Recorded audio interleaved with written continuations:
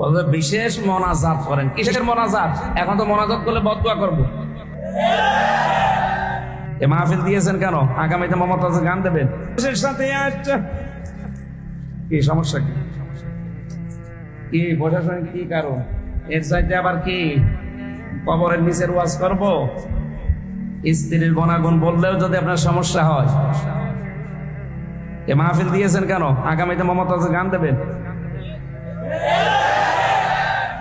বলে বিশেষ মোনাজাত করেন। কিসের মোনাজাত? এখন তো মোনাজাত করলে বদদুয়া করবো।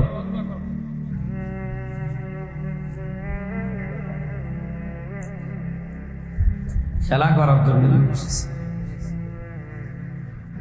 সম্মানিত ভাইরা, আমরা যে 8টা গুণ বলার জন্য বসেছিলাম, আমি তাফসীর আকারে এই কথা বলছিলাম ইবনে কাসির থেকে, নাকি বানিয়ে বানিয়ে বলছি? অন্যান্য দেশের মুসলিমদের সন্তানাদি আর স্ত্রীর প্রতি যে দায়িত্ব কোরআন দিয়ে তারা যেভাবে বুঝেছে, আমাদের ওইভাবে বোঝা সম্ভব হচ্ছে না। আমরা আকর্ষণীয় মনে করে তাদের কারণে আজ আখিরাত ধ্বংস করে ফেলছি। আল্লাহ আমাদেরকে সূরা আলে ইমরানের 14 নম্বর আয়াতটা বোঝার তৌফিক দিন। না, আমরা প্রশাসন এবং আইনের প্রতি শ্রদ্ধাশীল, দেশে যারা দায়িত্বে আছে তাদের প্রতি শ্রদ্ধাশীল। এজন্য কি কি কি কারণে আপনি বন্ধ করে দিলেন আমি জানি না। আমি তো আর আবু জেহেল দেখি নাই।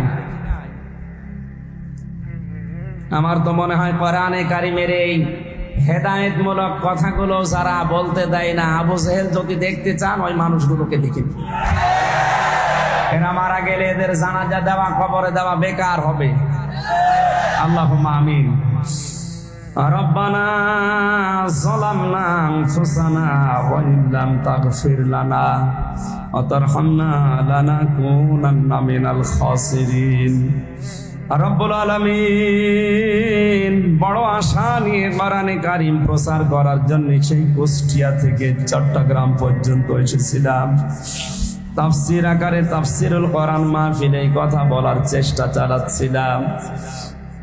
যতটুকুই বলেছি আমাদেরকে তুমি মেনে চলার তৌফিক দাও।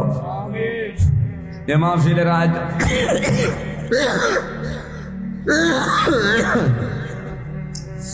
আয়োজন যারা করেছে, শোনার জন্য যারা এসেছে, মূল কথাগুলো আমরা বলতেও পারলাম না।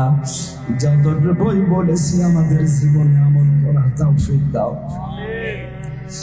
আগামীতে এই মাহফিলটা কোরআনের প্রচারের জন্য আরো বিশাল আকারে মঞ্জুর করে নাও। যারা এই কোরআনের প্রচারের সাথে জড়িত তাদেরকে হেদায়েত নসিব করো।